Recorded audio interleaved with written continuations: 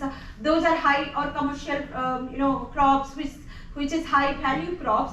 Those are mostly confined to medium to large farmers, but the smallholder farms are reliant on the high volume crops, and that high volume crops is dominated by public sector seed agencies and small private agencies, not the bigger farms.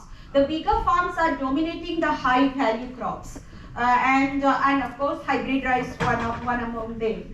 So then we already had this system and challenge in front of us that these institutions are not at all capacitated in terms of also having a robust, as I was saying, neither market intelligence nor a delivery mechanism, not very strong awareness about what's being done in the breeding space and everything, what is the potential product available. So we try to address or strengthen their capacity or any kind of inefficiencies which is there by bringing in. And we also fostered a lot of public-private partnership by bringing in experience, learning from private sector as well. So it was not going against, but it was there that there was remained like severe gap, like these people are in a particular segment and these people, and we remain committed to the smallholders. So now how do we empower them? How they learn from them, but work. So that is something. Dr. Nayak, congratulations again, tremendous feat. So I teach international business, and what a coincidence, we're talking about foreign market entry strategies this week in our discussion.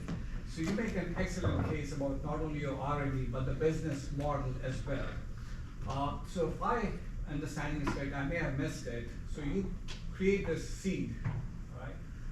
How do you license it to other companies to produce the seeds, or by getting some sort of a license fee, or what are the formal and the informal institutions you have to go through to reach the 70% of your market?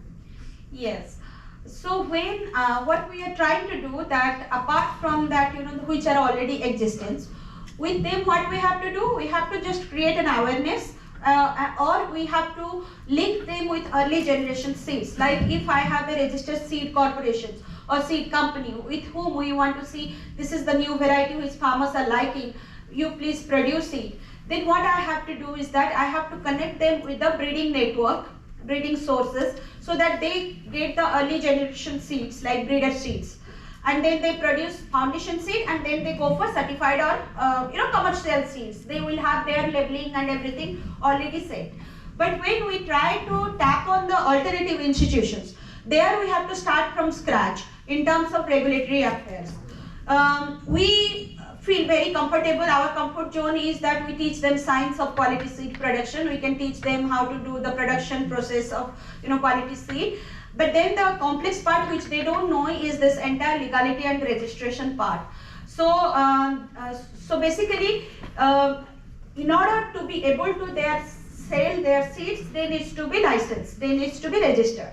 And in the whole process, the entire registration, one is their institutional registration, like as a seed grower. The second is their seed certification or labeling. That would happen in through another process. If I can get registered easily if I am showing the intent to do a seed business. So then what we have to do, we have to go to a particular body who registers them. We have to mark some tick box like they are intended, they have this much of land sorted out to do those things. And we have provisions of individual license, we have provisions of collective or group license also. So if a community group is there, they have other schemes. So we kind of facilitate them. They are not aware even about these processes. Sometimes those registrations are online. They have no clue how to do those things. So we kind of bring those institutions to them, and having a credibility, being a CGIR institutions, lot of public sector, these bodies rely on our efforts. So we bring them close so that they are registered. This is first part. The second part is that how to sell. In order to be able to sell, there has to be quality assurance process. The certification process is long. In terms of like the certification officers will come at critical 2-3 steps to ensure that they are growing and their stock is not rejected. So that is another thing we also try to bring in and ensure that once they are registered, we try to advocate that these are the community or farmer-led institutions, so they should be treated in a priority manner and help them to, be able to grow better seeds and go to the markets. So they kind of support streamline. Once first 1 or 2 year a close hand-holding and monitoring happens, they organically start talking to each other, and that is not a problem. But sometimes what we do alternative type of business models. One is, if any community institution is really progressive in terms of good at marketing, have skill, are evolved, they try to do their own registration and branding seeds. But some of them are not very confident, they are not ready to take the risk, and we also see that we should not put them in a situation where they are incurring losses.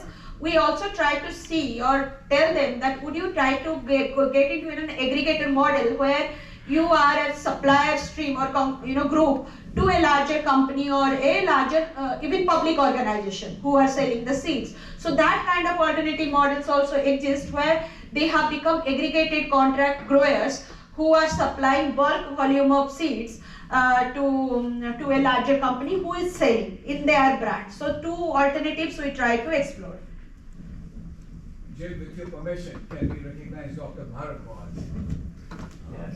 Dr. Bharadwaj, if you can just stand up for a moment, please. He is one of the world's greatest scientists when it comes to genetics, seed genetics. Yeah. So, congratulations. Good, thank you. Are you in Manila now? Or? Yes, I work for, actually me and Swati, we are colleagues with the International Rice Research Institute, what we call IRRI. It's based in the Philippines, very close to Manila. I don't know anyone if you're familiar with that or not. So I have their, what we call the Global Rice Breeding Program. Right. And Swati is part of our team, and so we have different groups, like you heard Swati talking about. The people who are what we call the plant breeders. They develop the newer varieties or newer hybrids. And there are people who are making sure that those seeds are taken to the farmers at the earliest possible without any significant delay. And that's what Swati and her team play that role. And Dr. Bharadwaj has worked at Pioneer Hybrid locally for almost 4 decades, isn't it? Yeah, I was with the Pioneer Hybrid International, or what we call Corteva now. Corteva. I managed most of their plant breeding or R&D operations outside North America, globally. I worked for them for about 40 years, retired in 2019, and then IRRI wanted me to come over to help with a few things, so I've been with them for the last about 5 years now. We are honored to have you with us, Dr. Yes, thank you, pleasure. He's not a retirement. I would like to add that when you were talking about when he was brought to our institution, he actually brought a very transformative change in terms of how rice breeding program looks like, and the entire concept of bridging these silos from breeding to extension or scaling the seeds, that was encompassed by him, how we eradicate the inefficiencies in public breeding systems to bring it, these all market driven approaches, but also focusing on our smallholders and customizing it so that breeders and the scaling group are talking to each other in a unified term. So I would say that he conceptualized something which did not exist in the entire CGIR space. So IRRI became a first, I say, public or CGIR institutions to bring in those approaches, and later many are started replicating. And so that credit goes to him also. Yes. You mentioned that farm management style, the actual farm management style tends to be different from the lab testing ones. What are some of the common problems you've noticed that farmers were having, and are those problems tend to be common among farmers, or there's more distinctions between individual ones? Yeah, I think they're very heterogeneous group, and they're very different from each other in terms of area, region, and etc. But still, as a smallholder, segment, if I say, who are having less than 1 hectare of area or something sort of that, I can say, one of the things which they all of follow is that they invest very less in terms of in their production practices. And if they do have some of these inputs which are given through subsidies or everything like the fertilizer etc. which government give them, those are the few things which they apply, but not like always what has been prescribed in the product brochure. Like every variety which get released, that will have a specific management or POP, package of practice. These farmers hardly follow that package of practice because they do not have that investment capacity to follow that 100%. Maybe 20% of that they are following, in the package of practice what they have that is defined for them. And also kind of the actual field situations. This is one in terms of their package of practice what they follow, but the actual field situation in terms of say stress level. We have floods, droughts and everything. That is very unpredictable also. In terms of, we have seen every farmer, one farmer, suppose this is an area which is prone to flooding. Sometimes flooding can happen once in a predicted time, but sometimes it can happen twice. Sometimes the flooding and drought can happen together in terms of in few days gap. Initial stage they will have flooding, and then in the terminal stage during harvest they will have sudden drought. So it's so complex and unpredictable also. So that also leads to a lot of losses. And suppose we are trying to promote climate resilient varieties, and we say that this is bred for this much of yield advantage over your regular variety under a flood situation or drought situations. But we can't predict every time flood and drought it will happen or what will be the intensity. So sometimes it has happened also in a other way around, that the farmers, that's the season where we introduce flood and drought variety, the farmers have not witnessed flood and drought. So their behavior did not change. They could not feel that this is a kind of an insurance mechanism for us, but we will not change our age-long variety. So they have not accepted or disadapted the varieties which we have introduced. But in the area where there were flood occurrences or stress occurrences, they saw that their neighbor farmer suffered, but I gained this one. And we have seen over the season, over the night, there has been seed sharing automatically happening and farmers getting saturated with that variety. So it's quite diverse, and it is also so complex to create a very varied decision making at their level. So that's why it is very important we do multiple location testings. Thank you. So over the years, your efforts have certainly been very rigorous, and you can see the fruits of your labor, if you will. But what initially sparked your interest in this business and drove you to address these complex issues? Yeah. So I studied agriculture science to have my basic knowledge and understanding about agriculture science and different domains. But I was always inclined and interested more the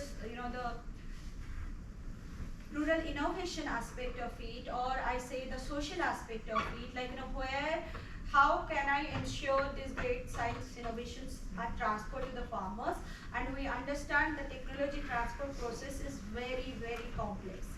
And somehow, I was being interviewed by a senior journalist, and they told that story of Green Revolution, and he himself said that when it was happening, when Borlaug and Dr. Swaminathan did, they actually at that point of the time highly emphasized on the agricultural extension and technology transfer system, and that was the key part played in the role. But over the decade, you see the public investment in these divisions or these curriculums and etc. that has reduced, that has not increased in the different curriculum systems and etc.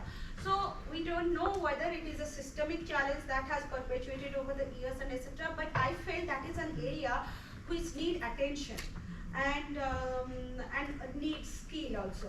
So it's while understanding the through my education, when I studied rural sociology, rural innovation, and etc., I did get social perspective of how farmers' behavior and etc. be addressed. But I also studied about the market behaviors or the business aspect of the agriculture. So it should not be treated like something which is only towards the production system. It is something which can give better livelihood and income opportunities for the farmer. So why we always should be tapping on the low-hanging fruit for those smallholder farmers? Why not we create a comprehensive income generation or larger opportunity for them to go away from poverty? So that was the reason why I tried to touch base with all that opportunity. Otherwise, the easiest way was that you distribute seeds. Government can give a lot of money to invest, and they love, that becomes also a very nice political stuff for them to, farmers love to have quality seeds. But empowering them to have their business, they have their enterprises, own varieties and etc., something which we also incorporated in our program. We got 1 minute left. Any last questions? Yes, sir. So what do you think needs to be done to up the package of practice percentage? Sorry? Package of practice percentage, what do you think needs to be done to increase that? That would also depend upon the investment capacity of the farmers. Till their overall livelihood or the household income is not up, they will never be able to invest more in the production cost or the process and etc. And also, to be practical, with the smallholder farmers, we are also looking at how to reduce the production cost until and unless they are in a situation to invest in a large-scale farming models or something. And that whole cost-benefit analysis has to be taken into account before we deliberately prescribe something that this is the POP you should follow.